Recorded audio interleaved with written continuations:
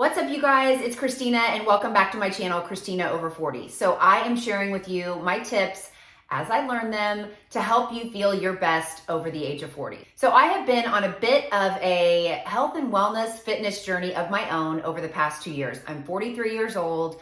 I have been active most of my adult life, working out. When I say active, meaning I work out anywhere between 4 to 6 times a week. I feel like I eat pretty healthy. And all of a sudden, when I turned 40, I hate to tie it to age, but it was right after I turned 40, things started to shift.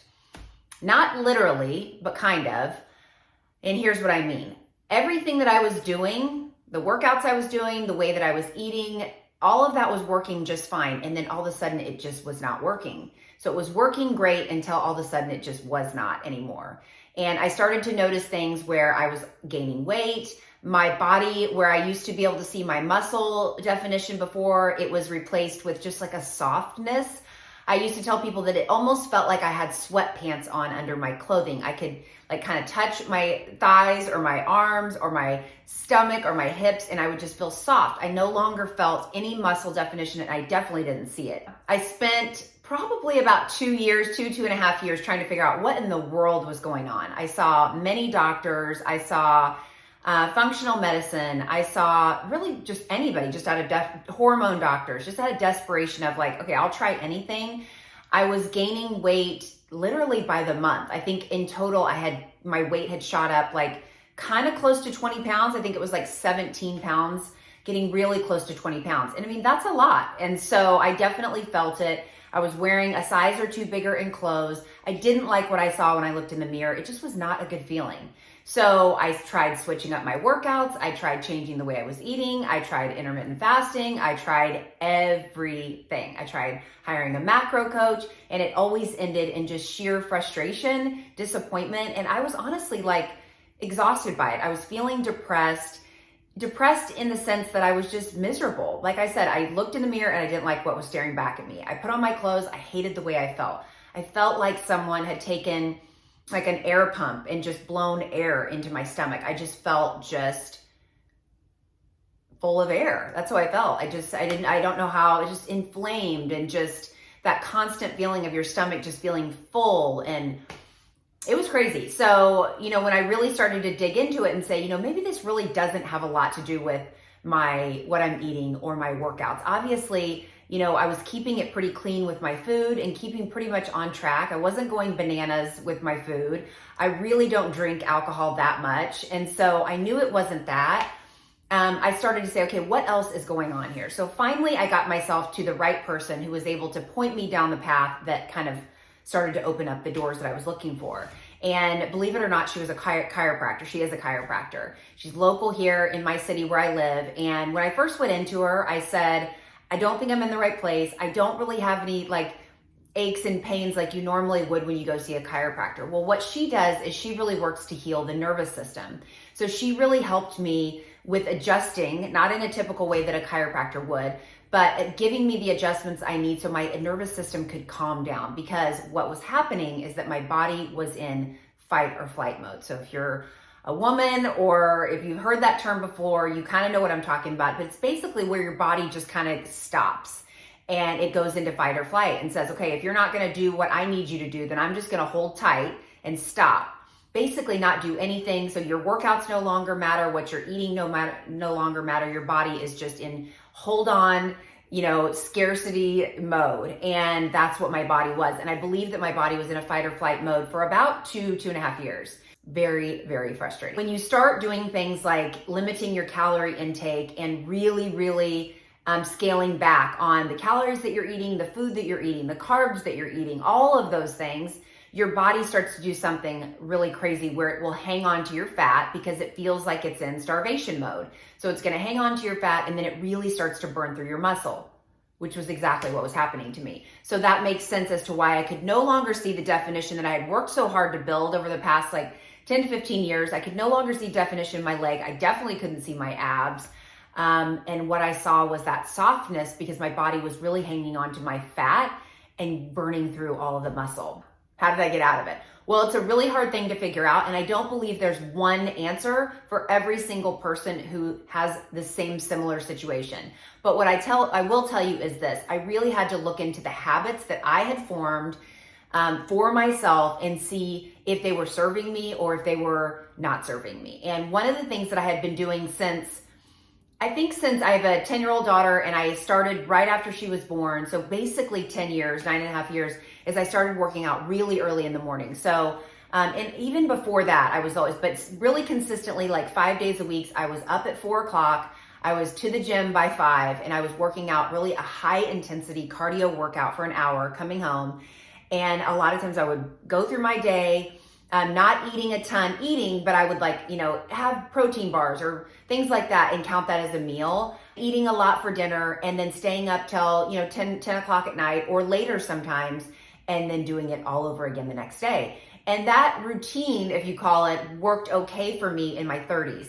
But when I got into my 40s, it just didn't work for my body anymore. And that's, I believe, what kind of started my downward spiral. My body said, this is not working anymore. So I really had to think about okay, what can I do to adjust my workouts to where I don't need to be getting up that early? So I scaled back a little bit on that, adjusted some of the days that I was doing where I wasn't doing all that high intensity cardio activity, and I started lifting more weights. And so that started to inch me along quite a bit. What really got me turning the corner was when I started walking and outside actually. And right now we're in the month of January. I think it was earlier this summer that I started actually really committing to daily walking. I had a friend of mine and she said, I'm walking. It's great for your hormones. It's great for females.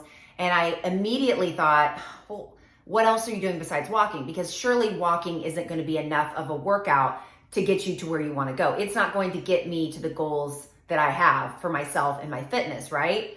I'm sure you've probably had that thought before too. If someone says, let's go for a walk, I would always say, okay, I'll go for a walk just to appease you, but then I'm going to come home and do something that's an actual workout. It was a silly, just something I had to unlearn, because that's actually not true. Walking is such a wonderful thing for your body, especially for women. It's a great way for, to get, it's a great way to get in exercise, and it's actually really good for many things outside of your fitness health.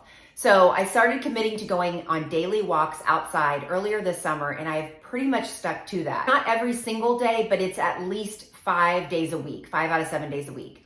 Okay, so I wanted to tell you just a few of the things that walking does for you. Now, walking on the treadmill is fine too. I personally don't have a treadmill in my house. I love to get outside and walk.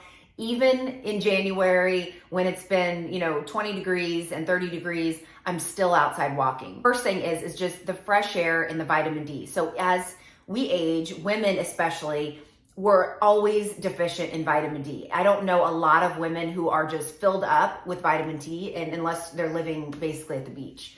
I live in Kansas, so I'm far from the beach, but I have always been deficient in vitamin D. And what I have learned is that your hormones, if your vitamin D levels are not pretty solid and consistent, anything else you're doing for your hormones is not really going to matter. So it's really important for you to keep your vitamin D intake up. I take a really good high potency vitamin D supplement that I get. I will list the one that I use down below. It's a really great price. I think it's $20, and I love that. My doctor approved it, and I take that religiously every day so that everything I'm doing for my hormones is prepared by having my vitamin D level up. That's a really important part, but getting outside and feeling that fresh air and getting that vitamin D on your skin that will naturally help your body produce more vitamin D is such a good thing. Walking outside can really help to maintain a healthy weight. Is it gonna help you lose a bunch of weight? I can't answer that question because I feel like everybody's different. Everybody's walking pace is different. I have found that when I stuck to my walks since the summer, I was able to get rid of that 17 to 18 pounds that I had put on over the last 3 years. No other workouts, had been able to do that for me. But when I cut way back on the high intensity workouts and the high intensity cardio, the HIIT workouts, and started walking more, that's when I really started to notice things start to make a turn. Balance and coordination. Walking just naturally will help you to improve your balance and coordination. And as we age, that's something that we need to continue to work at. And so when you're walking, obviously you are looking around constantly. So it's helping you just kind of naturally flex those balance and coordination muscles. Last thing is, or the next thing is strengthens your muscles because, I walk at a pretty decent pace. I usually walk somewhere between 3 to 4 miles, and it takes me anywhere between 45 minutes to a little over an hour. I have a couple days a week that I'll walk a little bit of a longer route, and that might take me a little bit longer. Other things that I'll do so that I'm really working to help build up the muscles, particularly in my legs and my arms, is I'll use ankle weights and wrist weights. I love that. It's not uncomfortable. It's actually a really easy thing to just put those on.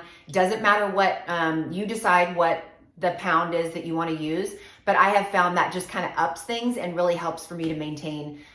This is a big thing, if you go to any source out there, you can Google it, you can go on Pinterest, you can go on YouTube and find it as well. But getting outside and walking does amazing things for your mood, and it also really helps to fight depression. Just the outside air and walking will naturally release endorphins. We need those endorphins released so that we can keep our mood up. I know for me, what I like to do is I love to be outside. I put in my favorite podcast or a book that I'm listening to on Audible, and I will just walk. And at first I started walking and I walked about 30 minutes and I started just blazing past that and said, once you have something, for me, once I have something in my headphones, I don't use AirPods. I just use old school headphones with the cord.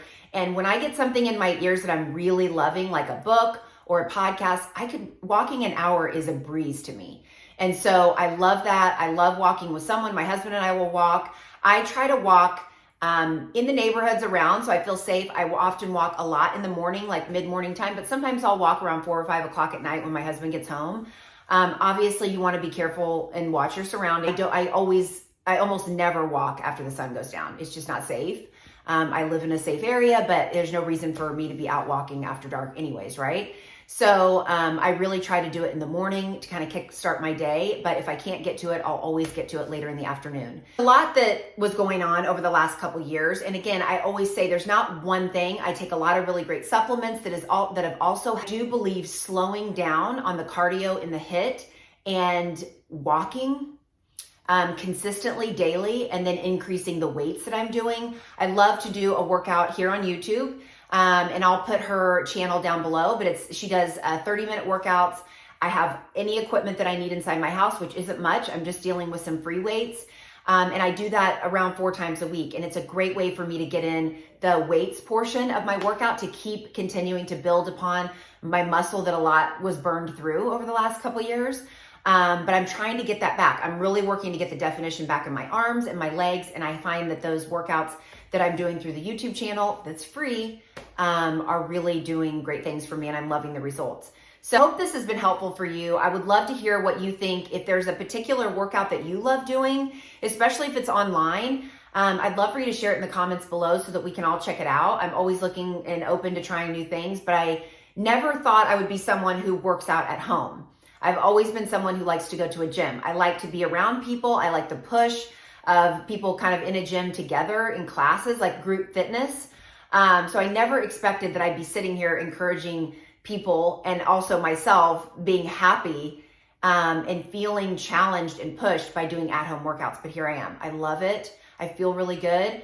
For me right now, it's working really well in walking. I would challenge you to get yourself out and walk. Forget worrying about the calories. Forget worrying about sweating until your clothes are drenched. That doesn't necessarily equal a good workout. That was another lie I had told myself, and something I really had to unlearn, that when I go out for a walk, I mean, of course, in the summer I would come home, sweaty and, my clothes would be drenched. But in January, you're walking in October and November when it's chillier and it's fall, it's not the case. And just because you're not drenched in sweat does not mean that you did not get an amazing workout. Just because I, walked for an hour and a half, but I didn't burn 1,000 calories doesn't mean that I wasted time. It means that I did an incredible workout. Plus, I really fueled my mind and my mood. And, once I got that all in line, then my body really started to kind of release and get out of that fight or flight mode. So I would love for you guys to give it a try. Let me know when you do, and I'll see you in my next video.